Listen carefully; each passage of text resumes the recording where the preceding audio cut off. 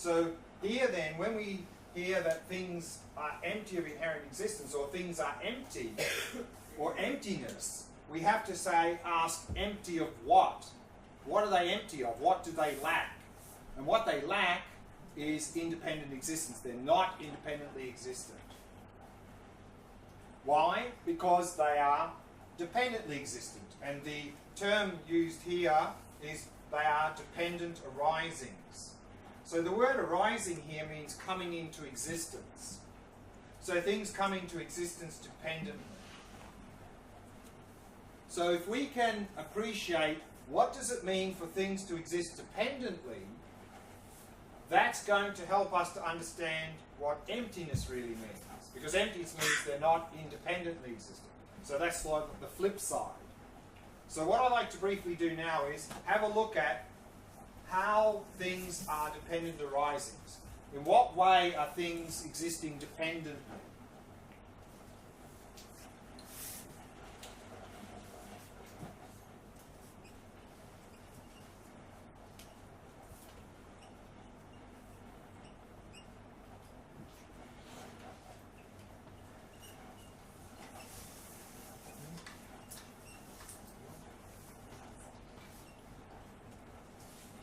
The first way in which things are dependent is things exist depending on causes and conditions. For example, this laptop here exists depending on causes and conditions. One of the first conditions necessary was someone needed to think about designing this laptop. And then, of course, all the raw materials needed to be gathered, they needed to be refined, all the components needed to be manufactured, and then all of those components needed to be assembled. And then, of course, all the people and factories and so forth, also necessary. So all of those causes and conditions were necessary for us to have the laptop here today. That's pretty straightforward.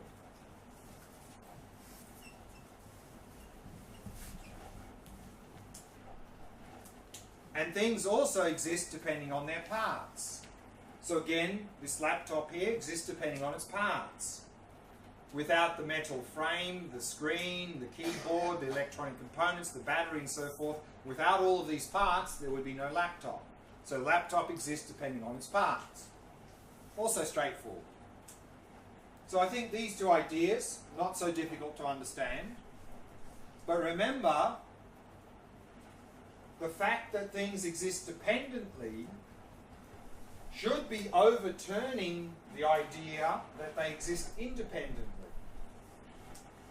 But probably most of us here are happy to accept that this laptop exists depending on causes and conditions and exists depending on its parts, yet at the same time we're also happy to accept that when we walk in the door there's already a laptop existing here on the table.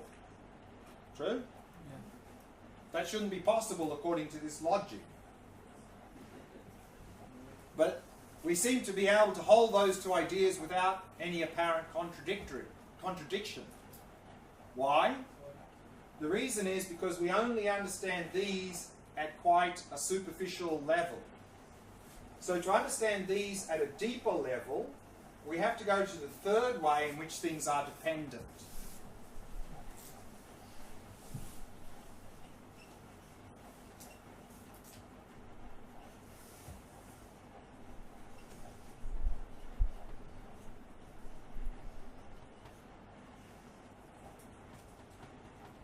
And that is, things exist depending on labeling, conception, designation.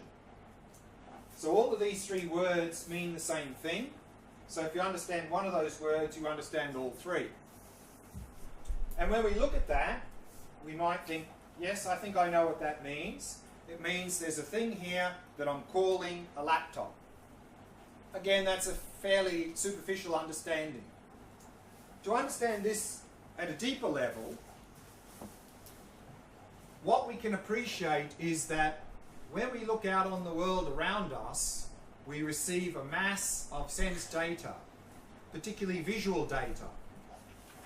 And we have to make some sense or meaning out of all of this data, otherwise we can't function. So what we do is we draw lines around various collections of data and we create objects.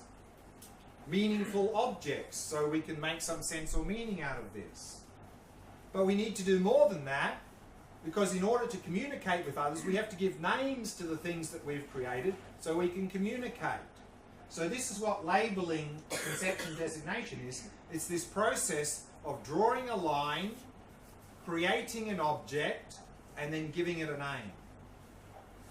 And how we do this line drawing is not fixed. It's completely arbitrary, depending on the context and the meaning that we want to get out of what we see. For example,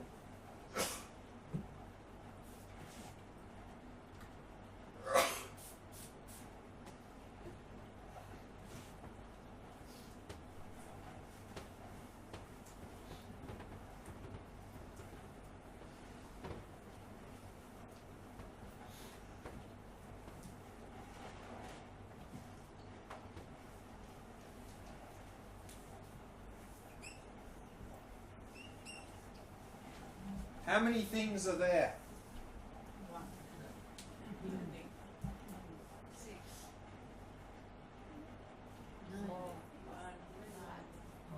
Probably most often we would draw one line around all that data and create one object and call it a star.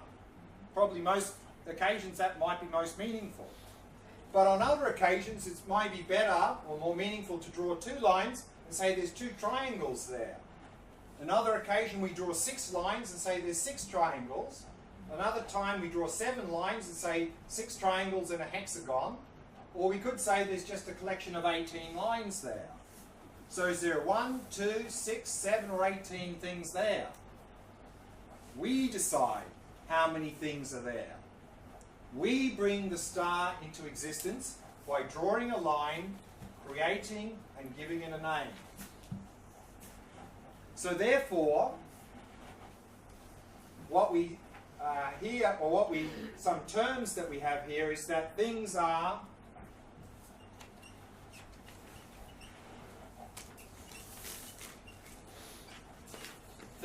merely labelled, meaning merely means only labelled, means things only exist within our conceptual framework. There is no star to be found there in the basis from its own side. Star only exists in our conceptual framework. So therefore, we often hear another term is things are not findable.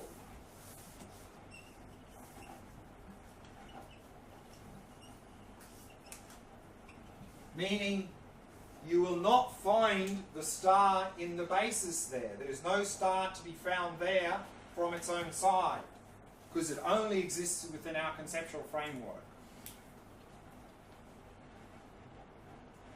So let's go back to these two ideas, cause and conditions and parts, based on this understanding.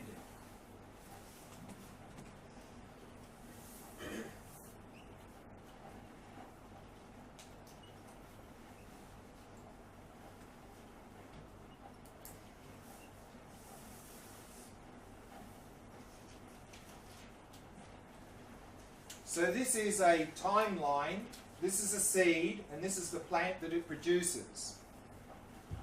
So we say the plant exists depending on causes and conditions. The underlying cause of the plant is the seed, the conditions are the soil, sunlight, water, and so forth.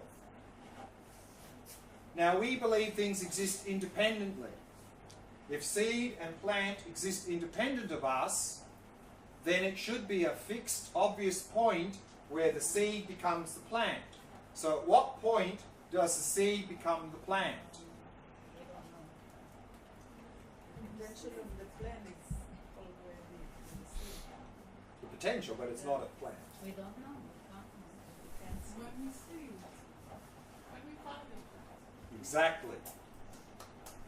The seed becomes the plant at the point where this configuration of data stops looking like our concept of seed and starts looking like our concept of plant. And we all have slightly different concepts of what is a seed and what is a plant. So for some of us, this is already a plant. Some of us, it's here, some here, some here. We decide, we determine when the plant comes into existence. another point. If two things are in a cause and effect relationship, then by definition they cannot exist at the same time. Okay? So if two things are in a cause and effect relationship, by definition they cannot exist simultaneously. The question is here, does the seed stop existing before the plant comes into existence? So again, think about it. Does the seed stop existing before the plant comes into existence? Yes or no? Can only be two choices. No. If we say no, that means the seed exists at the same time as the plant. Illogical. No is illogical because seed and plant are in a cause and effect relationship. If we say yes, the seed has ceased to exist, where's the plant coming from? Yes is illogical. No and yes are both illogical. Meaning our idea of cause and effect based on independent existence is actually illogical. It cannot work. And so similarly, great Indian master Nagarjuna in the 2nd century, who wrote a classic text called Mula Madhyamika Karika, or the Fundamental Wisdom of the Middle Way, a text all about emptiness here, that's taught in the Perfection of Wisdom Sutras. He has 27 chapters of these sorts of arguments. He says, you believe in independent existence? What about cause and result? Agent and action, fire and fuel. How do these things work? They don't. They become illogical.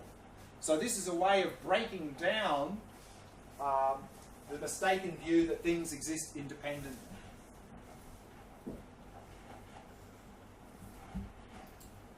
Also, we say that the plant exists depending on the seed, or in other words, the result depends on the cause. But this view of emptiness is saying that the cause depends on the result as well. So how does the cause depend on the result? And it's not because the plant produces more seeds. That's not the answer. How does the cause depend on the result?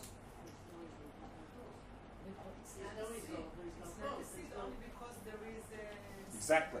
You can only call it a seed if you have the idea plant. You can only call it a cause if you have the idea result. Whether or not it produces is irrelevant. So cause can only exist depending on result. Also, things exist depending on their parts. But can you find something in the parts? You know, if we have a pen here, if we pull it apart and we look at every part, there's no pen to be found in any of the parts. None of the parts is a pen. But then people say, that's because the pen is the collection of the parts. And so then we just pile the collection together in a heap, and they go, no, no, no, no. It has to be in a certain shape. So then we start to slowly assemble the pen, and then at some point they go, now there's a pen. So the pen comes into existence when this configuration of data, again, closely enough resembles our concept of pen. And our concepts have at least two parts, appearance and functionality. So when this appears closely enough to our idea of pen, and it seems to function according to our idea of pen, then there's a pen. If there was a pen existing there from its own side, independent of our conceptual framework, it would mean anyone who came along here would have to see pen, which would mean if a caveman came in here, they'd see pen and they'd start writing with it. But maybe a caveman might see some sort of weapon to stab with. And then, of course, if a dog came in here, they may see some sort of chewing stick. Or if a tiny ant came here, they may see some home to live in. So is this a pen, a weapon, a chewing stick, or a home? From its own side, none of those things. From the side of the observer, all of those things. So what we're saying here is the pen is not the collection of the parts. The pen is merely labelled depending on the collection of the parts. So if we can understand those two statements are not saying the same thing, we're beginning to understand something about emptiness. So the two statements again are, the pen is the collection of the parts, versus the pen is merely labelled depending on the collection of the parts. The pen is the collection of the parts versus the pen is merely labelled depending on the collection of the parts. Now,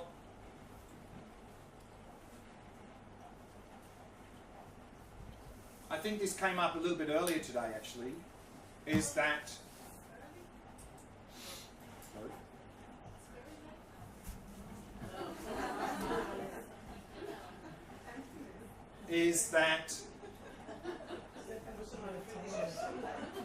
we to make sense of this world, we have to draw lines and create objects. No problem there. We have to do that. If we don't do that, we couldn't function. The problem is we don't realize that's what we're doing. And so this line we've drawn to create the object suddenly becomes a boundary. That it seems like the world is already divided up into many separate discrete things already. And then you may ask, well, what's the problem with that? What's the problem with seeing the world as already divided up into many separate discrete things? We're going to look at that in detail tomorrow morning, but the short answer is that leads to attachment to pleasant things, aversion to unpleasant things. The whole mess starts from there. And we'll look at that process in detail tomorrow morning.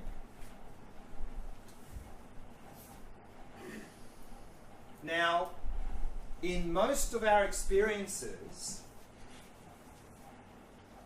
and of course experience is singular, in most of our experiences, the very first line we draw is we draw a line around here and we create the observer, the experiencer, because it's single experience.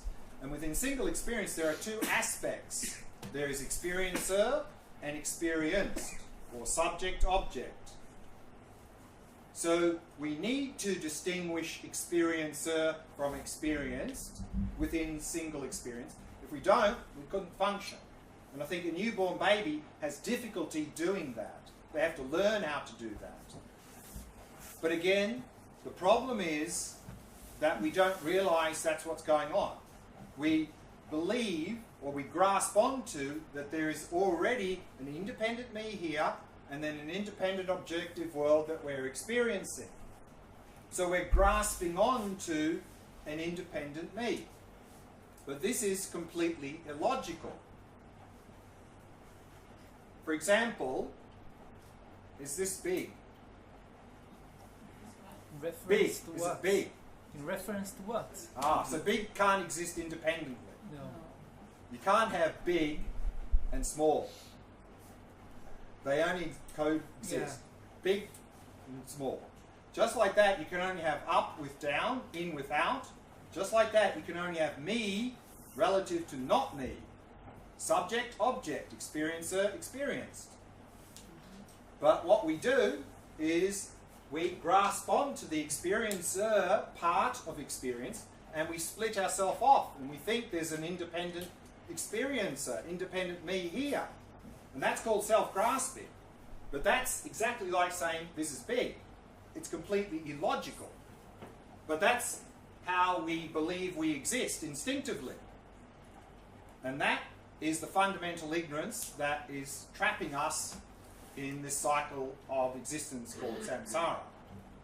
That's what's leading to attachment, aversion, and all the other mental afflictions and suffering. And we're going to look at that process tomorrow morning in detail, how that grasping onto independent me is the root of all of our suffering.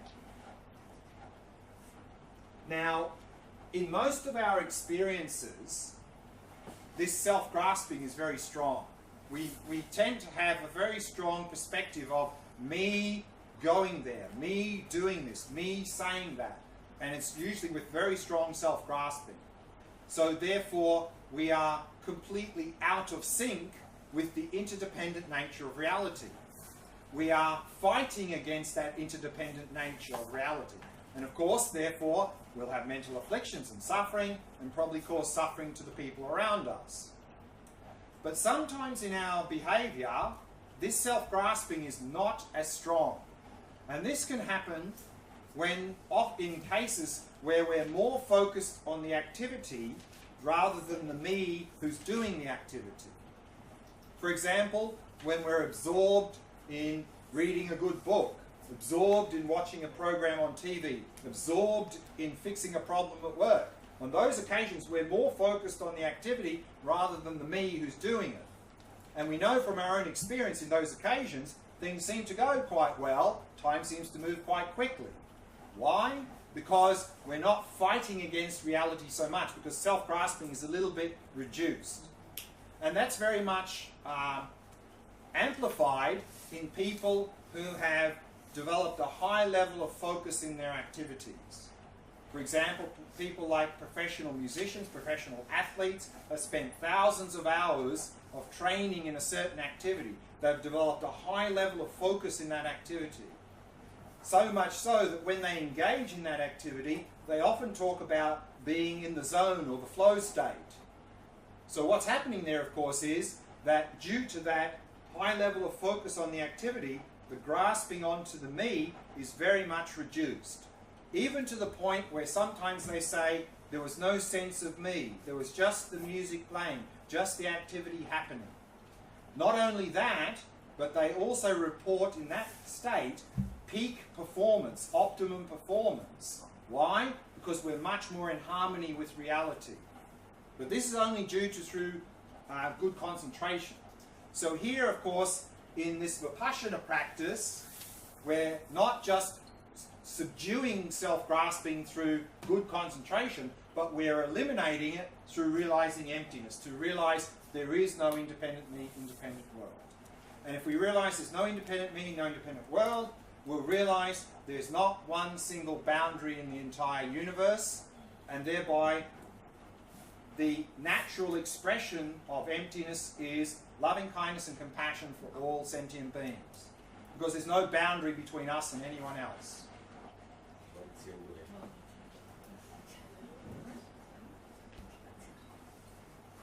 One more point and then maybe some questions. This topic of emptiness is not so easy to understand. And often when it's presented, also like the Four Noble Truths and other topics, there's often analogies given to help better understand what we mean by this topic. And in this topic of emptiness, there are many analogies given. The one that I find particularly helpful is the analogy of a dream. Now when we're dreaming, in the dream, there seems to be a dream me here, and there seems to be an objective dream world there.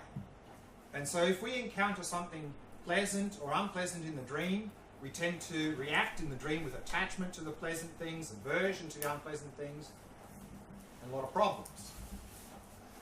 But if in the middle of the dream, suddenly we realize we're dreaming, i.e. we're in a lucid dream now, then there still will appear to be an independent me, there'll still appear to be an independent world there in the dream, but now because we're lucid, we'll realize directly that these appearances are deceiving us, that there is no independent dream world there. Which means now, in a lucid dream, if we encounter something pleasant, it would be very difficult to have attachment to it. We just enjoy it. And if there's something unpleasant comes in the dream, it would be very difficult to have any aversion to that. And we would enjoy the dream a hell of a lot more. So this view of emptiness is saying that our waking world is like a dream. In that, in our waking world, there seems to be an independent me here, seems to be an independent objective world there, and so if we encounter something pleasant, attachment, unpleasant, aversion, big mess. But if we become lucid in our waking state by realizing emptiness, then there will still appear to be an independent me here, there'll still appear to be an independent world out there, because now because we've realized emptiness, we'll directly realize these appearances are deceiving us. Which means if we see something pleasant in our daily life, it would be very difficult to have attachment to it, we just enjoy it. And if we see something unpleasant, it would be very difficult to have any aversion to it. And we'd enjoy our waking life a hell of a lot more. So that's the analogy that I particularly like. that's all I wanted to talk about this evening. A few more things I want to talk about tomorrow, but I think that's enough for tonight. So if there's any questions before we wrap up. I totally get what you're saying about things that we perceive. But there's so many things that we don't perceive. And with that I don't get. Like, for instance, gravity was something that worked on people and had effects on people and the whole world for a lot of time before it was perceived as something that can be called, that can be merely labeled. But So, isn't gravity a concept to describe some aspect of the world? yes, gravity is a concept, and as a concept, it's just merely labeled, right? Correct, It's- correct. But it also had an existence before it was a concept. But had was it effect- gravity? No, it wasn't gravity. It had its effects. Yeah, but hang on, you say it. Yes. If you say it, you've already created something, haven't you? No, I'm No? trying to describe it. It. I'm trying to describe something. So it's one thing. Maybe it's many things, or maybe there's. So then you can't say it. Because what I'm saying is, I'm trying to say something else. There's, Yeah. I really understand. The Sure. minute I try to conceptualize things, they're like, they're just merely labeled. I don't get it. It's like it's not. Sure. I'm not pinpointing right. Sure. I know that. Sure. But let's, like, if I could talk without using language, I would say gravity existed, not called gravity, but has some sort of influence on the world before we conceptualize it. And that is something that I'm saying, okay, But you're saying before we conceptualized it. So there's already something you've created. You've said it's an it. Yeah?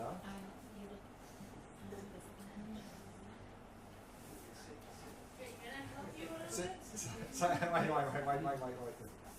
Yeah, so the interesting, and this goes back to the tree falling in the forest thing. The interesting question with all of this is to ask, who's asking this question? Because generally when these sort of questions are asked, but when I walk out the door, the laptop will still be here. Who's walking out the door? And our assumption is that there is a me that is walking out the door. A findable me is walking out the door. If there is a findable me walking out the door, then yes, of course there has to be a laptop here. No question about that. So the real question is the me. Yes, Because as long as we're holding on to an idea of an independent me, then by default, everything exists objectively. but then the problem is language. The problem is the indirect experience. It's the language, it's the labeling. It's the No, labeling's not the problem. That's not the problem. The problem is we don't realize labeling. That's what's happening. Okay, so now I realize labeling, and I realize it's a problem, but So that what we're saying is this emptiness is saying there is no boundary in the entire universe. So there's no it's in the entire universe. What are they then? Sorry? What are they then? They. What they? So you're already saying they. And to her point, people were walking straight, apples were falling. So the it has an actual, like, proof on earth. But that- again, we're saying that on the basis that there is a me here. Who is saying no boundaries? Huh? Who is saying no boundaries? That's the interesting question. That's the interesting question.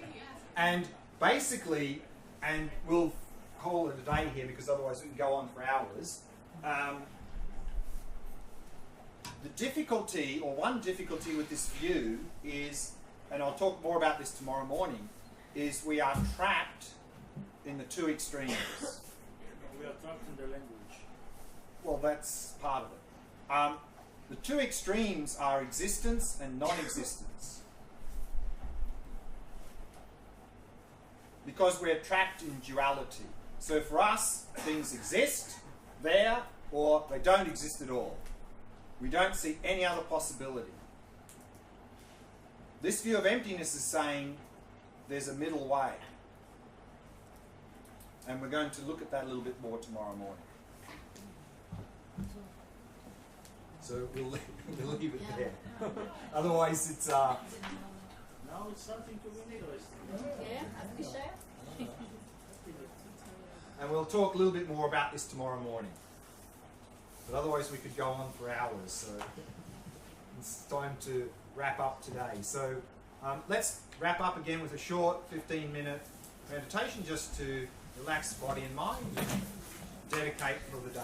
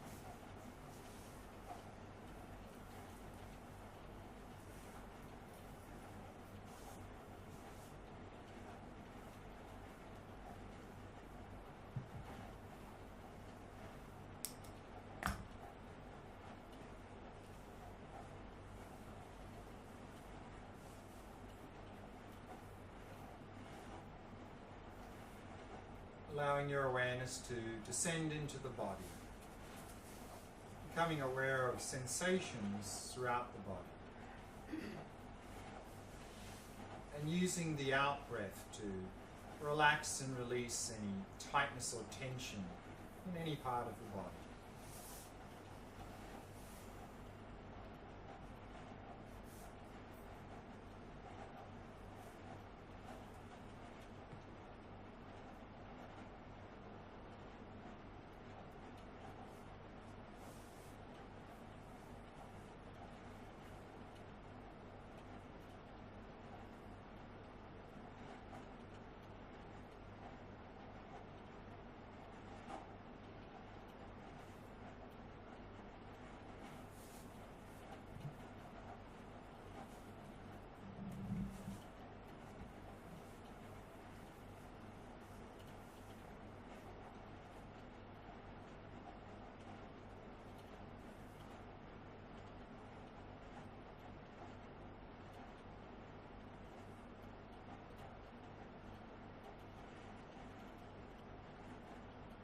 And softening and relaxing all the muscles in the face.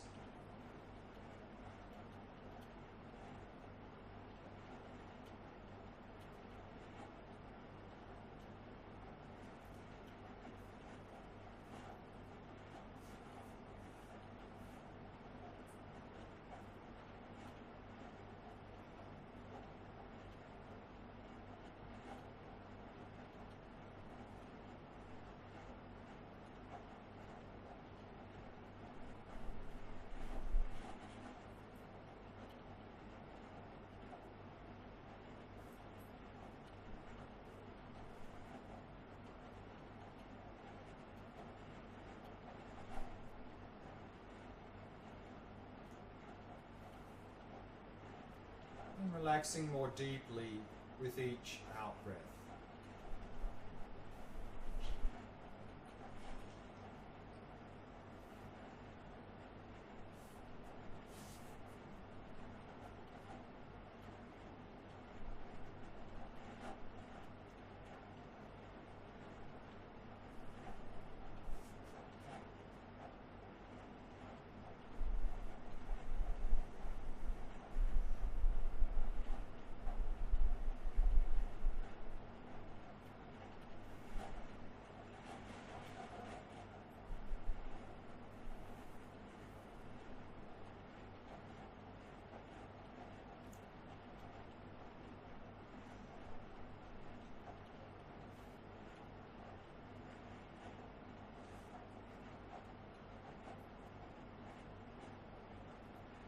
with each out breath, letting go of any thoughts that may have arisen, happily releasing them.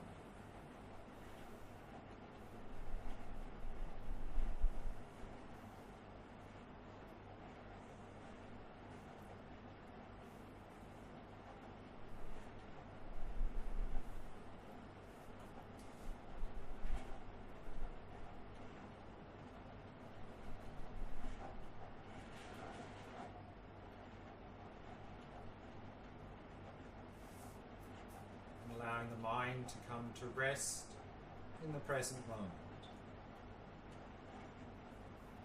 Simply focusing on the rhythm of the breath.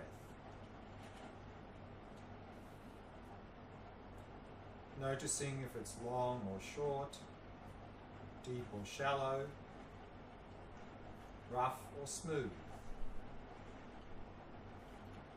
without modifying it or changing it in any way.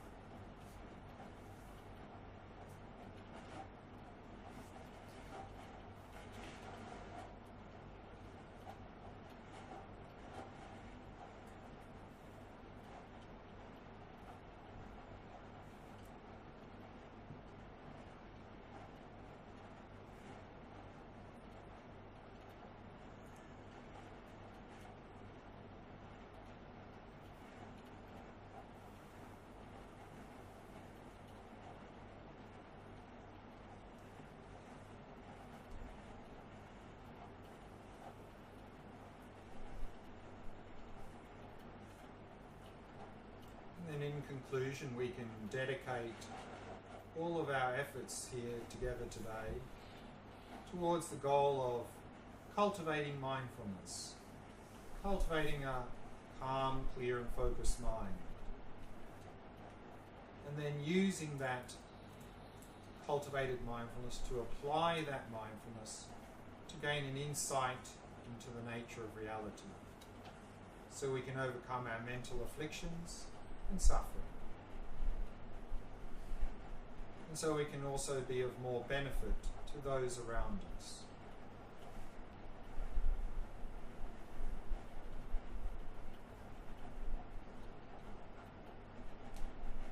May all beings everywhere